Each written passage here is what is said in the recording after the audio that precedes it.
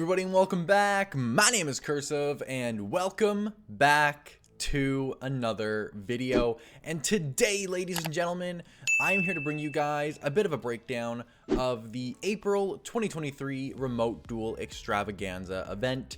And obviously, I mean the Speed Duel main event that happened. So let's go ahead and let's start jumping into what we got. So this is the first big event that's happened since the release of the brand new Speed Duel limited list. For those of you who are unaware what the limited list is, I will go ahead and bring it up on the screen for you guys and also leave a link to a document down in the description. I'd also like to mention too that this is a remote event, so we have 2 additional cards that are essentially banned on the limited list as well. I'll also bring those up, and those are also available down in the document.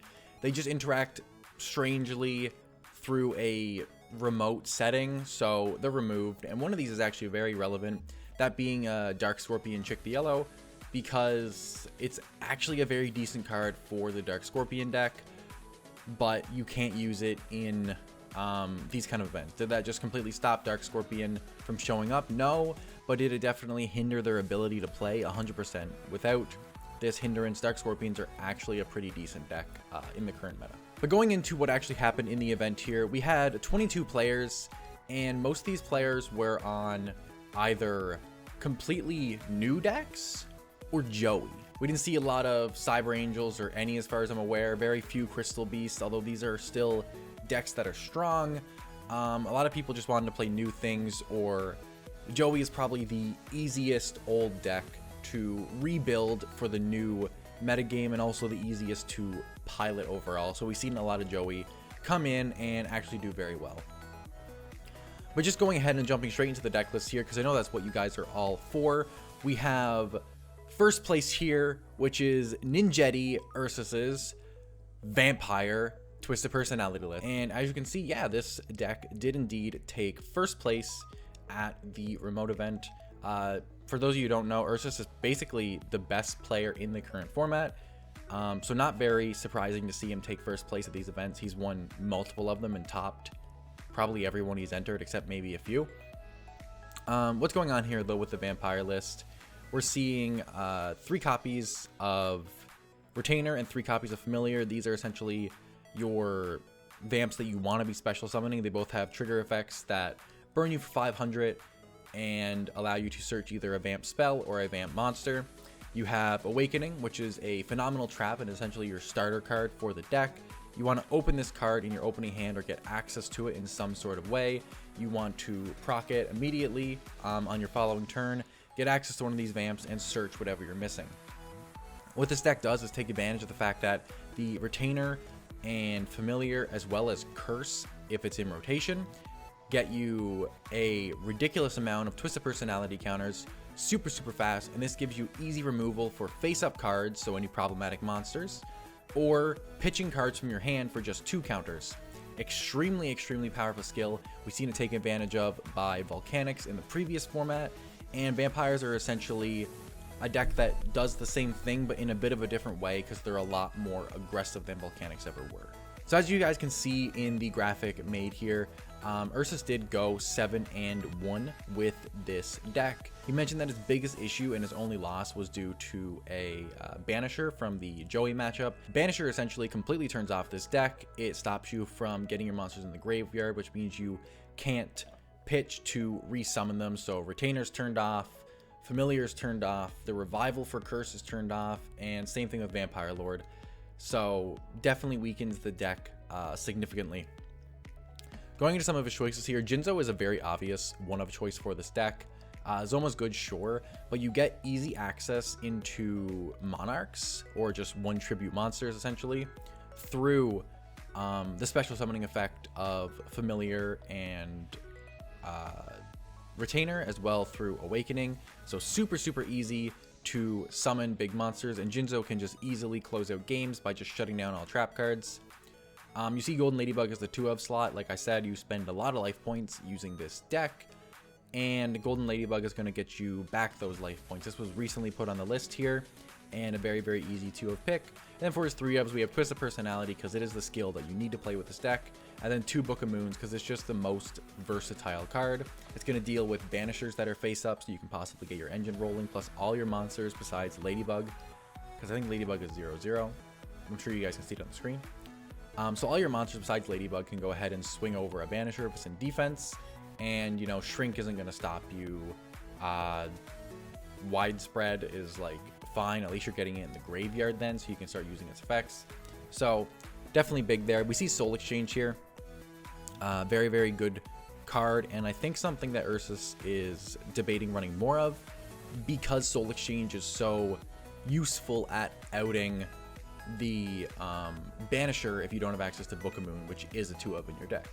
So if you have Book of Moon plus Soul Exchange, you have more answers to banisher, and you can easily get access to a Monarch or a 1 tribute monster, have you, using the Vampire's Awakening trap card. So very, very strong, specifically in this deck. Can easily remove problematic monsters, really good for Cyber Angel answers, really good for banisher answers, and these are 2 extremely relevant decks, and decks that can pose a bit of an issue for vampires. So yeah, overall, I think this is a really good deck. He did mention, like I said, Banisher was a big issue, and he wants to either side more for it or main more for it, and I think that is a very fair stance to take. So I would move on here to second place, but alas, second place was an ABL player. For those of you who are not in the Speed Duel League Discord server, that is essentially another way of saying you will never get their deck list. In all seriousness though, ABL is a group of extremely talented players, specifically in speed duels, but they have a thing where they really just don't want to share their deck list. They like to keep it a secret. Not how I prefer to do things, not how most of the community prefers to do things, but that's how they prefer to do it. That's not to say I have no idea what they played though. We're going to go ahead and look at the top 4 Joey Beatdown deck list, and then we're going to kind of compare and contrast and have an idea of what the ABL player did indeed play. So going into the top 4 list here, we have XO Dave. That is the alias in the Speed Duel League Discord server, but he did not go X and O. He went 5-2, as you guys can see in the graphic here, and he was on Joey Beatdown. Like I said, it is a very, very easy deck to pilot, a very powerful deck, good anti-meta deck. Turns off graveyard strategies, so it can turn off Crystal Beasts, Vampires, can slow down Cyber Angels to give you easier answers to them by keeping their ritual spells out of the graveyard. So really, really cool there. And yeah, we're going to see it here with the very standard build, especially going into this format. Windstorm and Zero Gravity are picking up immensely in popularity. So seeing Drill Roid be played is not very surprising at all. We're going to see Triple Banisher here. Obviously, if you're not playing Triple Banisher, you're probably playing the deck wrong. Triple Druid's fine. Triple Steamroid is a choice. I don't know if it'd be mine, but it's definitely not a bad card in the deck.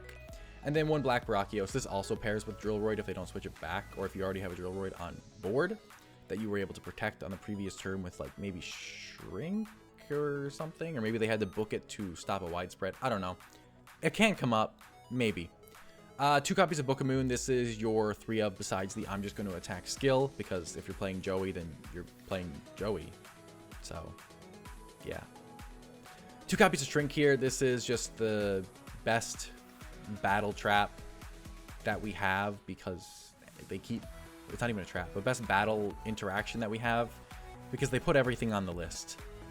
I really wish they'd stop putting things on the list. 3 copies of Widespread Ruin, 3 copies of Windstorm of Itaqua, and then 1 copy of Double Pass. He said this card was garbage. He basically wanted to play Offerings to the Doomed, but it didn't show up in the mail. And that's it. Don't play the card. It's not this, like, new, really good, really cool tech. He literally said it was garbage. Bad card. Was supposed to be Offerings, but like I said, didn't show up in the mail. Just keep that in mind. Going to the sideboard here, I actually really like it. He has 2 copies of Malicious Fiend, which is really, really good against the vampires. If they summon one of their vamps in defense, they already spend like 1,000 life points, and this does piercing damage. So you can swing over the vamp, deal 2,600 damage, and essentially get them down to 400 life points. If they don't have Ladybug, they basically just lose from here. So really, really cool against the Vamp matchup. Mind Crush is interesting. Cyber Angels aren't very popular. They weren't very popular when they were at full power, so they're definitely not very popular now after getting a decent hit on the list. Still very playable, not very popular. And then Waking is something that I don't like. I think it's a skillless card. It just punishes you for hitting back row, which I don't think is something we should be doing, at least not as hard as Waking does. Things like Wild Tornado is fine, but it's skillless, punishes you for hitting back row, and just wins games that sometimes the person that had their Waking procced shouldn't have won. I think it's a really stupid card. I think it should just be forbidden because, like I said, it is absolutely skillless. But some people like playing it, and obviously Dave did like playing it, and I think he said he ended up triggering Waking in every single round of Swiss, and it won him almost every game that it was triggered. So obviously a very, very strong card to be playing. Once again, I don't like Waking. I don't think it should be in the format, and I don't think it's a good card, but it just wins matches that shouldn't be won. I digress. And his extra deck is missing 1,900 Strict because he doesn't own the card, so he has a 4,200 beater in here instead, which he probably didn't go into. I just want to talk about his losses a little bit before I go ahead and jump into the compare and contrast for second place here. So he has 2 losses, and he was actually kind enough to go ahead and break down what all of his rounds were for me. So his 2 losses here, one is to the Joey Mir, which was actually the person that got second place, and his other loss was in top 4 against Ursus, who obviously got first place. So this deck only lost to the first and second place finishing deck lists of the tournament, which is super, super relevant to bring up because that means the only people that beat him are the 2 people that are placed above him. So the deck did very, very well, but maybe has a few alterations that could be made to make it better in a way where it is as good as the second place variant. I also want to mention that Dave did specifically state in the Speed League Discord server that he wants to change like 4 to 5 cards from the side deck here and maybe some stuff in the main deck too. So lots of changes potentially underway for this deck, so just keep that in mind if you do tend to play it. Okay, so like I said, I'm going to take this I'm just going to attack list and I'm going to try to build the second place one based off some information here. I'm just going to try to build the main deck. I don't know enough about the sideboard to make those changes, but let's try and build the main deck here. So we're going to replace both those Book of Moons with Widespread Ruin. We're going to replace the double passe here with a copy of Offerings to the Doomed. We're going to replace both the copies of Steamroid with Charging Gaia. And this is what I'm assuming to be the deck here. So we got some cards floating around here in editing. Good job editing me. So yeah, why I'm making this assumption is because I essentially spoke to some of the opponents that he had and got some information on what cards they did see. Very particularly, I wanted to know what 3-ofs, what 2-ofs, and what 1-ofs we've seen from the deck. So obviously Joey is a 3-of here, and then the other 2 3-ofs he decided to use seemed to be Wall of D. He did play Offerings to the Doom, so we know he used that as his 1-of, so no Zoma, no Jinzo. And Steamroid was not played, but instead Charging Gaia was played, and he did play Black Barakios. So we're just going to assume that both these Steamroids are replaced with Charging Gaia. I have no confirmation on Shrink, but I know he did play Widespread Ruin. So we're just going to, and I know he played Banisher. So we're just going to assume that this is the deck here, and we don't know the sideboard at all. So we're going to pretend that's not even there. There's not really much to talk about here. Charging Gaia over Steamroid is probably correct in my opinion. I think Charging Gaia is better. Obviously, Offerings is better than Double Pass, but we already knew this. And replacing Book of Moon with Wall of D, I think, is a more of an opinion-based thing. Your deck is going to have a lot of trouble outing Jinzo, except with Shrink, which is why I'm assuming he's still on Shrink, even though there's no confirmation on it. But I think having 4 cards to out a Jinzo is a lot better than just having 2 and hoping for the best, especially since Jinzo can very easily show up in the Vampire matchup. I think it's really, really worth having a consistent and solid out to it. So Book of Moon might be better, but you can make arguments for Wall, especially with direct attack decks being surprisingly prevalent in this format. But yeah, that's all I have to say here about the plausible second place deck. Let's go ahead and move on into the final top 4 deck here, and that is Dr. Chinstrap's Vortex Roids list. This is very different and probably what most of you are going to be most excited about, unless you are like just really into vampires, but most people seen vampires coming from like a mile away. So Roids. I've never been a Roid believer, but there's a lot of Roid believers out there. And when the ban list came out, or the limited list, sorry, a lot of people did say that Roids were going to be good. And we have Chinstrap here in top 4 with a 5-2 record with Vortex Roids. He's playing Vortex Trooper, which is a brand new card released in the Duelist of Shadow set, which is essentially a magical mallet on summon, and it lets you draw a card when it's destroyed. So it's a decent card. It does eat up your normal and doesn't have any attack points, but it can help you unbrick hands. And if you're playing a card like Supply Squad, you can essentially draw 2 off of its destruction, and like I said, unbrick possible hands. So not a bad deck here. This is very much so a control style list. You essentially play 4 copies of Submarine Roid, 3 copies of Drill Roid, 3 copies of Steam Roid, because you have the Mixer Roid. Express Roid can recycle things, and you're just going to keep poking for 800 with your Steam Roid. You're going to deal residual damage with Nightmare Wheel, possibly, and you're just going to lock down your opponent with the wheel, with the Floodgate Trap Pulls, and with the Spellbinding Circles, and, you know, stop as many attacks as you can with Sphere Karibo and things of the like, and just try to go for a little bit of damage every turn until you win.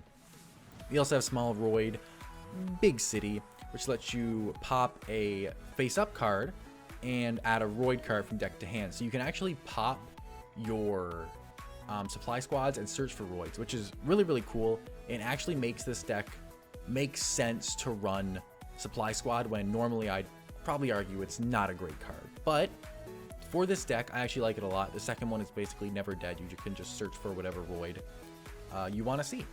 This deck can obviously access its extra deck through the Mixer Roid effect. I don't know how much it would have come up for him, but is nonetheless very, very cool. We do also have the breakdown of his matchups as well, where he went up against Beatdown, a weird variant, but Beatdown, Token Direct, TP Vamps, where he says he got bullied by Jinzo.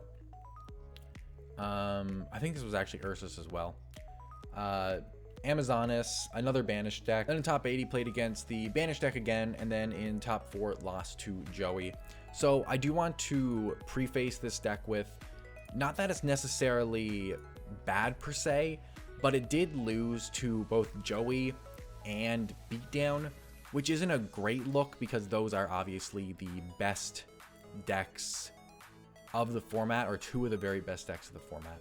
Does this deck still have potential, and did it still do extremely well? Yes, of course. I mean, it is here in top 4, did have a nice 5-2 record, which is a very solid record, and obviously performed very well for Chinstrap.